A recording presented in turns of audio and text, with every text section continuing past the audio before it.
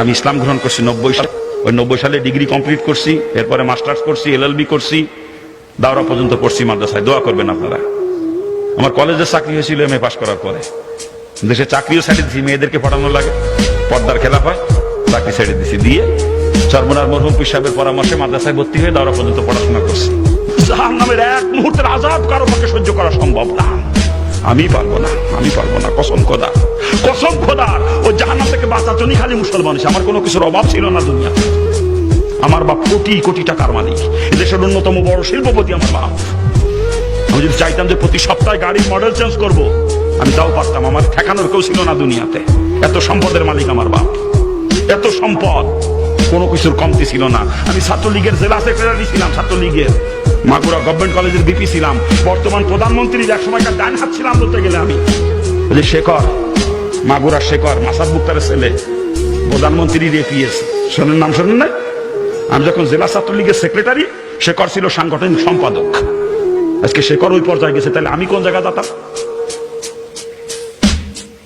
কোনো কিছুর অভাব ছিল না আমার বাজান দুনিয়াতে, কোনো কিছুর অভাব ছিল না। কত দাপটওয়ালা মানুষ ছিলাম, কত দাপট ছিল, কিন্তু আল্লাহ পাক হেদায়েত দেবে, তাই এটা আল্লাহর মনসা। হেদায়েত কসম খোদার, আল্লাহর হাতে হেদায়েত, কসম খোদা। যদি অন্য কারো হাতে হেদায়েত থাকতো, যত বড় বুজুর্গ হোক না কেন, আমার মতো বদমাইশের কাছে জীবনে হেদায়েতের বাণী নিয়ে যেত না কেউ। এত বড় কাট্টা বদমাইশ ছিলাম আমি, জানেন আপনারা? পিস্তল দুই পকেটে নিয়ে ঘুরতাম সবসময় আমি। 8জন 10জন বডিগার্ড থাকতো আমার সাথে, 8-10জন বডিগার্ড। মানুষ যদি খালি শুনছে রানা মাস্তান আসতেছে, শোনেন নাই নামটা?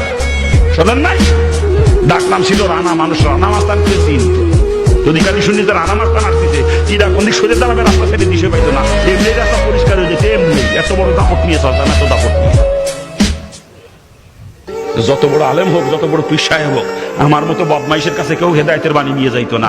আমি জীবনেও হেদায়েত পাইতাম না যদি আল্লাহর হাতে হেদায়েত না থাকতো। আল্লাহ কুদরতি হাতে আমার মতো কাট্টা বদমাইশকে আল্লাহ পাক জাহান্নাম থেকে বাঁচাইছে। এটা আল্লাহ পাকের ইশারা। মানে আমি গল্পের বই কি মনে করে রসুলের জীবনী কিনি না? কি জন্য বলেন? রসুলের জীবনী পড়তে যাবো কোন দুঃখে আমি, হিন্দুর বাচ্চা হইয়া? কিন্তু গল্পের বই মনে করে কিনে নিয়েছিলাম রসুলের জীবনী, গল্পের বই। আগে থেকে গল্পের বই পড়া নিশা ছিল, গল্পের বই পড়া। মনে করছিলাম ওটা গল্পের বই। বইটার নাম হলো যে ফুলের খুশবুতে সারা জাহান মাতোয়ারা। মনে করছিলাম আশ্চর্য কোনো ফুল নিয়ে হয়তো বইটা লেখা। কেমন সেই ফুল কোথায় পাওয়া যায় জানার জন্য কিনে নিয়ে আসছিলাম। কিনে আনি পড়ে দেখি আমিও সেই ফুলের জন্য পাগল হয়ে গেলাম। রসুলকে ফুলের সঙ্গে তুলনা করে, রসুলের আকলাকে ফুলের সুঘ্রাণের সঙ্গে তুলনা করে বইয়ের নাম দিয়েছে যে এই ফুলের খুশবুতে সারা জাহান মাতোয়ারা। ওটাই আমার পড়া সর্বপ্রথম ধর্মীয় বই, রসুলের জীবনী। আর এত মজা লাগে, পরপর 4 বার পড়ি বইটা। যত পড়ি পড়তেই মন চায়। এরপরে ইসলামের দিকে আকৃষ্ট হয়ে যায়। তখন থেকে ইসলামী বই পুস্তক পড়তে শুরু করি। আর ইসলামী বই পুস্তক পড়তে যাইয়ে বিভিন্ন কিতাবে জাহান্নামের যে বিবরণ পড়ছি, ও জাহান্নামের এক মুহূর্তের আযাব কোনো মানুষের পক্ষে সহ্য করা সম্ভব না। আমি পারবো না, আমি পারবো না, কসম খোদার। ও জাহান্নাম থেকে বাঁচার জন্যই খালি মুসলমান হচ্ছি, কসম খোদার।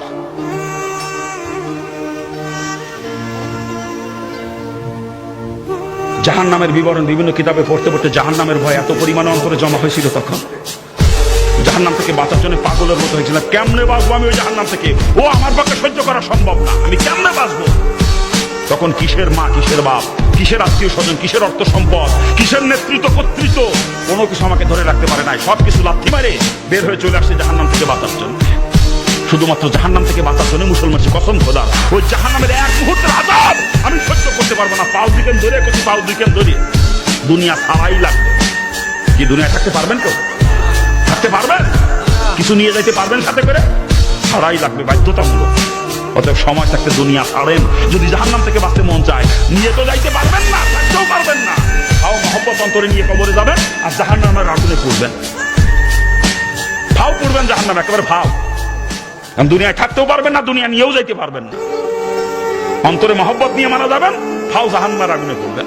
পাও দুইখান ধরে করছি, সারা যখন লাগবেই সময় থাকতে ছাড়েন। অনেক নও মুসলিম দেখছি মুসলমান হওয়ার পরে মুসলমানদের সহযোগিতা নিয়ে অল্প দিনের মধ্যে বাড়ি ঘর করে ফেলেছি। কিন্তু আমি 3 দিন না খাইয়ে থাকছি মুসলমান হয়ে, তারপরে কারোর কাছে হাত পাতি নাই কোনোদিন। 3টা রাত আমার চোখে ঘুম আসে নাই কখনো। পেটে কোথাও থাকে চোখে ঘুম আসে বলো? সারা রাত জায়নামাজে চোখের পানি জড়াইছি, জায়নামাজে বসে দোয়া করছে, আল্লাহ তোমার উপরে বিশ্বাস, কিন্তু মুসলমান ছি, তুমি তো রিজিকের জিম্মাদার, তুমি খানার ব্যবস্থা করে দাও। 3 দিন 3 রাত কাঁদতে কাঁদতে আল্লাহ চোখের পানি কবুল করছে, লজিং এর ব্যবস্থা হয়ে গেছে। 7 দিনের দিন লজিং বাড়ি বাদ থাকি, 3 দিন না খেয়ে থাকার পর। এরপরে টিউশনি করে করে পড়ার খরচ চলাইছি মুসলমান হওয়ার পর। তবু হাত পাতি না, হাত পাতে পারি নাই কারো কাছে। একটা চিন্তা করি, আমার বাবা এত বড় ধনী মানুষ, আজকে আমি যদি হাত পাতি হিন্দুরা টিটকেরি করবে, দেখছো এত বড় লোকের ছেলে আর আজকে মুসলমানে বিক্রি করে বেড়াচ্ছে, ইসলামের বেইজ্জতি হয়ে যাবে। ইসলাম তো ভিক্ষাবৃত্তির ধর্ম না, যে ইসলামের জন্য বাপ ছাড়ছি, মা ছাড়ছি, আত্মীয় স্বজন ত্যাগ করছি, বাপের কোটি কোটি টাকা সম্পদ ত্যাগ করছি, আবার আমার কারণে ইসলামের বেইজ্জত অসম্ভব। আমি না খেয়ে মরে যাবো, তবুও হাত পেতে কখন ইসলামকে কলঙ্কিত করবো না। দোয়া করেন আল্লাহ যেন কোনোদিন কারো মোকাবেক্ষা আমাকে না করে। কি করবেন না দোয়া? কি করবেন না?